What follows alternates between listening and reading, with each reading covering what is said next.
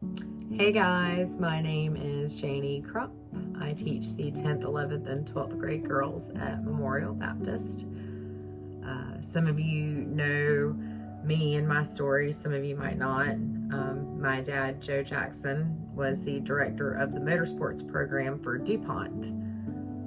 October 24th, 2004, he was on board the Hendrick Motorsports plane crash on their way to Martinsville. And he died. Having a parent die in a very public plane crash was very hard. I was 24 years old at the time and had a 2-year-old Jackson. It was difficult. It was hard. There was just so much going on that I ended up burying myself into my grief, and I stopped seeing other people. I stopped seeing my mom and my brother, and I stopped seeing Jackson. I just stayed so consumed in my grief.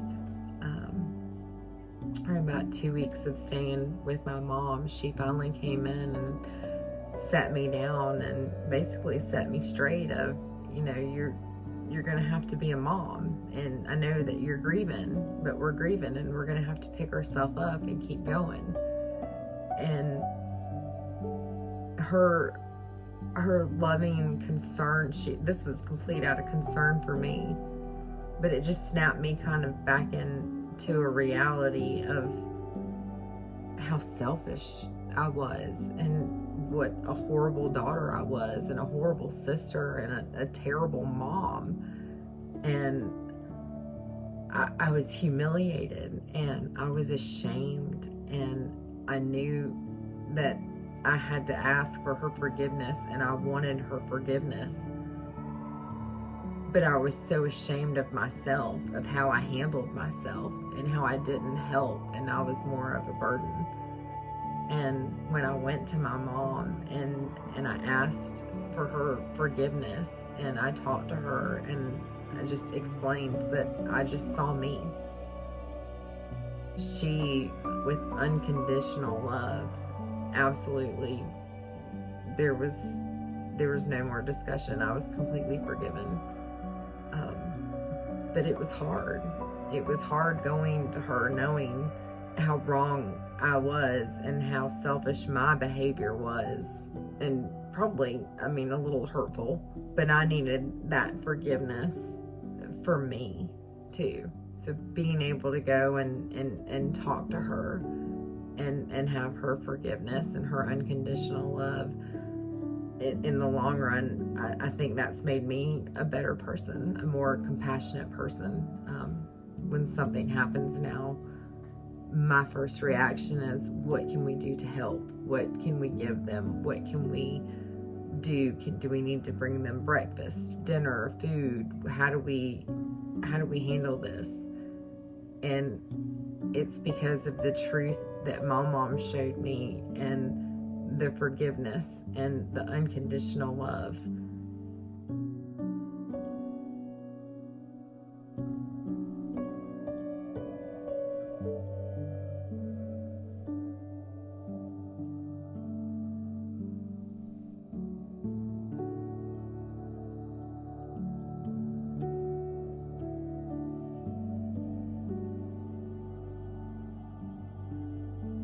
We've all had experiences with forgiveness.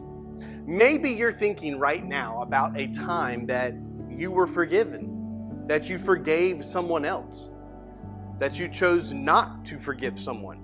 Maybe you're struggling right now to forgive or ask for forgiveness from someone else. You see, when you hurt someone, the only person who can forgive you is the person you harmed. And because forgiveness is something we often need to give as well as receive, I want to learn from someone tonight who knows a lot about forgiveness, Jesus.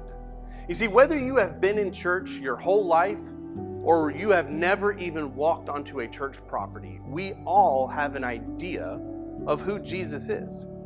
We think of Jesus as a nice guy, a teacher, a carpenter. a guy who walked on water. But whatever you think of Jesus, we want to take a couple of weeks at United to talk about him and who is he really? Because that's the most important question you and I will ever answer. So who do you say Jesus is? Well, here's what Jesus says about himself. He's God. And if Jesus is God, and I believe he is, it changes everything. So what about you? Who do you say Jesus is?